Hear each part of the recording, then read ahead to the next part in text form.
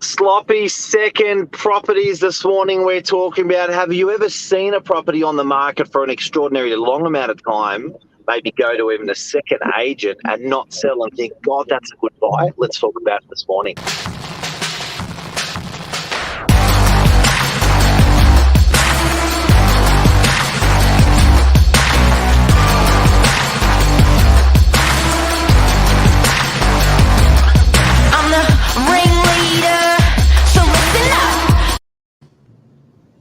I had to say good morning, Mark, but I was a bit scared when you said sloppy seconds this morning.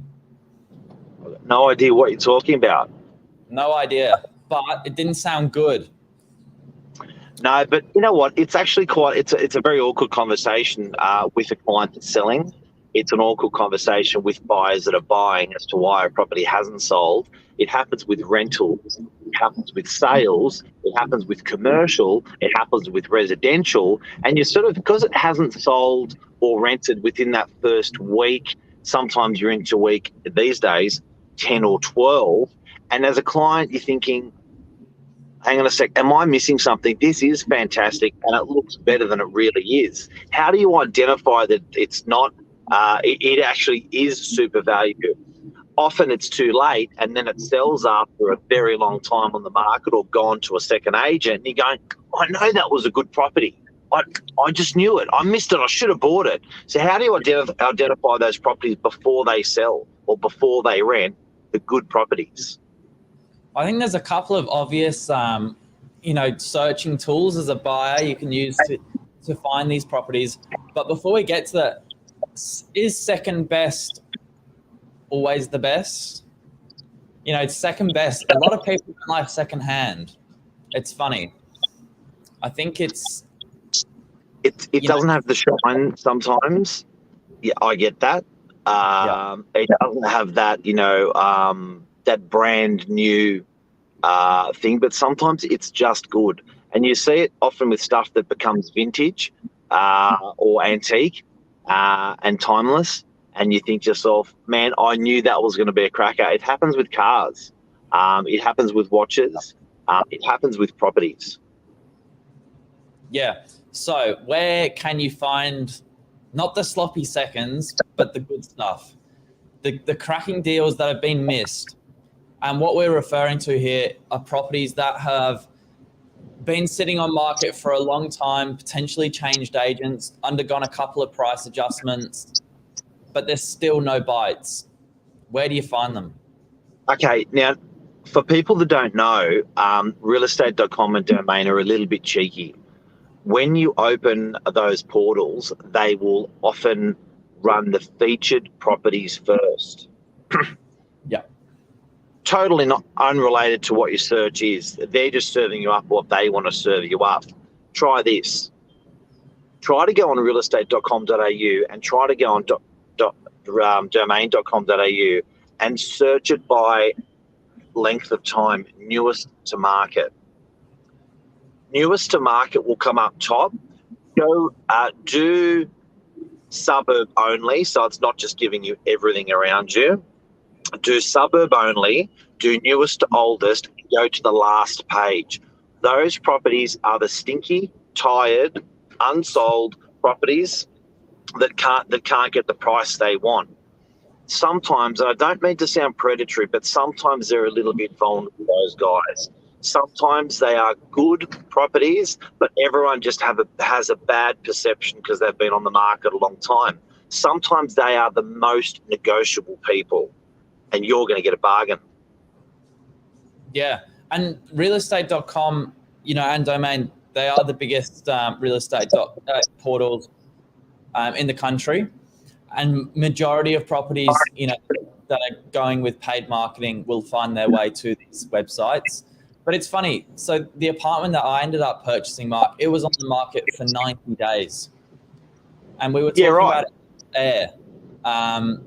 It was a complete coincidence. I was looking in a different area where there was nothing on the market. Ended up just going mad. I'm going to just take out the search area and put in a price bracket anywhere in Sydney. And this one popped up. And the story that's a perfect example. This was not in your explore area. Hang on a second. I just want to say g'day to Ben. We're going to circle back to some of Ben's questions. Good morning, Ben. Prequels are better than the sequels. It's true. Real Estate Domain says clearance rates last week 80%. And CoreLogic says 58%. They do count it differently. We'll circle back to these in a sec. But Billy, you were looking Northern Beaches. For people that don't know where we are, Northern Beaches is sort of probably 45 minutes north of CBD. It goes from Manly up to Palm Beach. Now, with that area there, that's your home ground. That's where you work. That's where you live. That's all you thought. But you changed your search. You changed it. How? Like you said, there's a couple of different ways you can play around with your requirements. But I took out area completely, just filled in a price bracket, my top end to where I realistically wanted to be, and then just searched highest to lowest or lowest to highest, and see what pops up. That price range, you were at 650, so it was a super tight price range. There wasn't a lot of stock on. Yeah, we're talking about a handful of properties here. On the beaches, there was one. I had a look at the one. I thought absolutely not. So then, removed that and went out. But it was it's different, very different properties that will come up. Very, very different. This is really relevant, guys, that are out there, because days on market for most suburbs were sitting between 0 and 14 days. Things were selling so fast. The average days on market was sitting at 14 days across most suburbs, 21 days most suburbs. Yep. I've seen days on market blow out to 90 to 120 days in our suburbs in different cycles. So this is getting everyone ready early for sloppy seconds, for properties that aren't selling within the first couple of weeks, and getting you guys how to identify these properties, how to find these properties online, how to think even, because they're not necessarily bad properties. The vendors could be a little bit tender, a little bit more negotiable than you think, which is sort of what you want as a buyer. So it's definitely swung from a seller's market to a buyer's market. Now, can we just move over just a couple of Ben's questions this morning? How do you get the seller down to your max? How do you get a seller down to your max? Billy, have you seen this done? I think a big one is going in realistic. I think it's a very good way to piss a vendor off or piss an agent off, completely lowballing and just being, opposite to honest. Yep. You just go in and you say, this is realistically my absolute tops. Go in with your strongest foot first. What would you say, Mark? You know what I love that I never ever see, and Ben, this is for you because you're right in the heart of buying at the moment. Set up an offer meeting with the real estate agent. People never do this. Buyers never do this. What is an offer meeting? You call the real estate agent and say, I would like to come and see you in your office. I would like to make an offer on this particular property. Don't tell them the offer.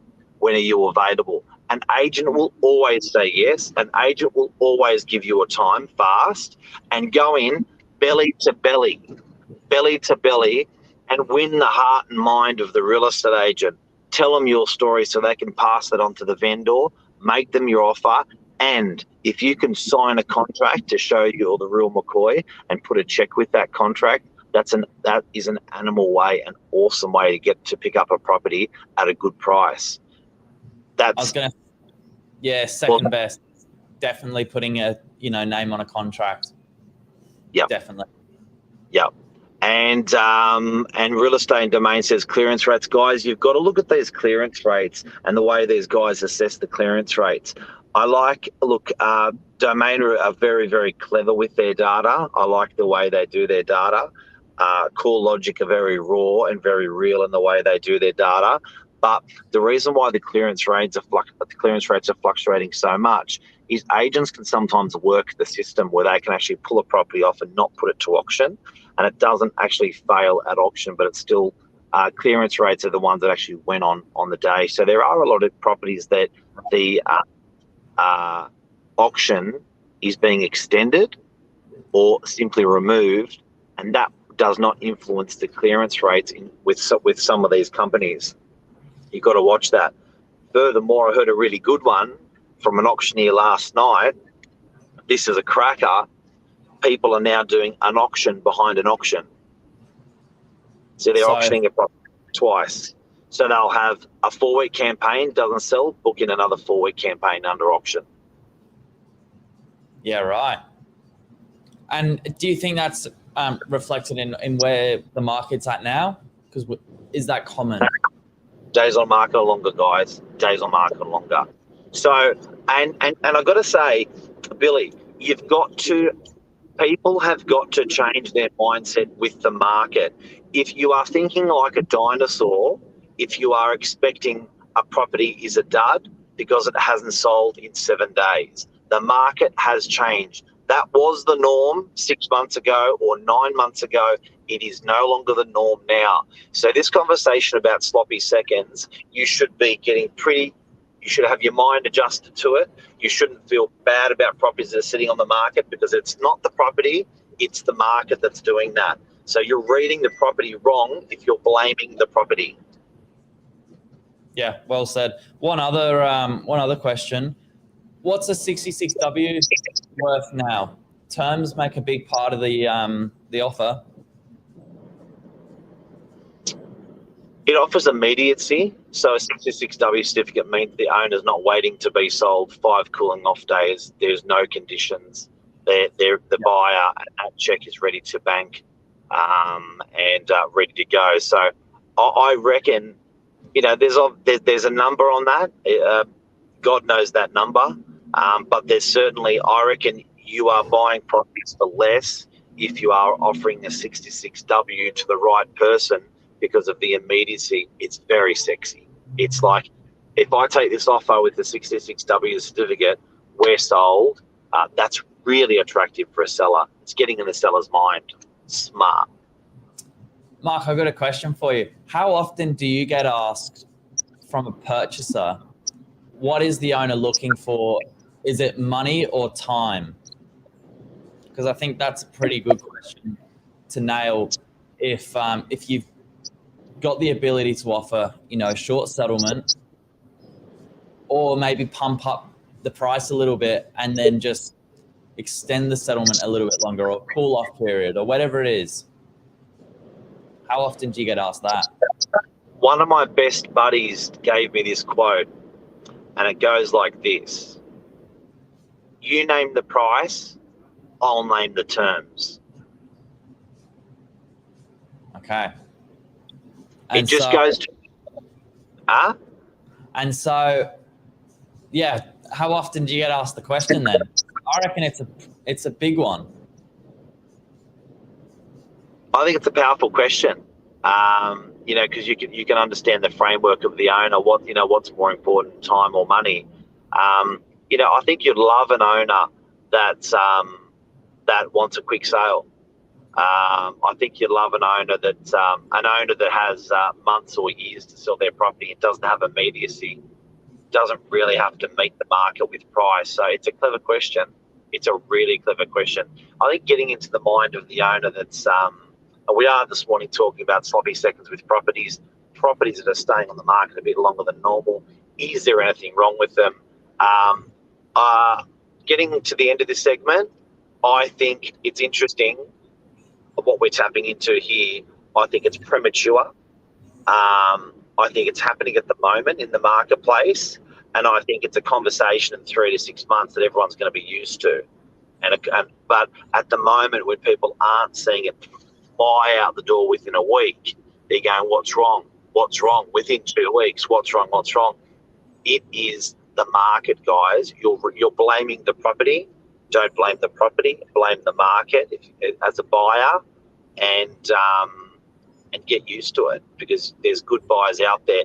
I love exhausted properties on the market because I think you can buy them for a little bit cheaper. I'll say it again: realestate.com, domain, do it in newest to oldest. You can choose your suburb, choose your price, newest to oldest property, grab the oldest, make an offer. Straight to the back. Yep. I think that's a bit of a wrap though. that's a quick segment on how to catch yourself a good deal. That's it. And I hope, guys, you enjoy it. Thank you for your questions. Have a great day. And Billy, anything to go out with? No, that's it. Enjoy the day. A little bit overcast, but it's picking up. See ya.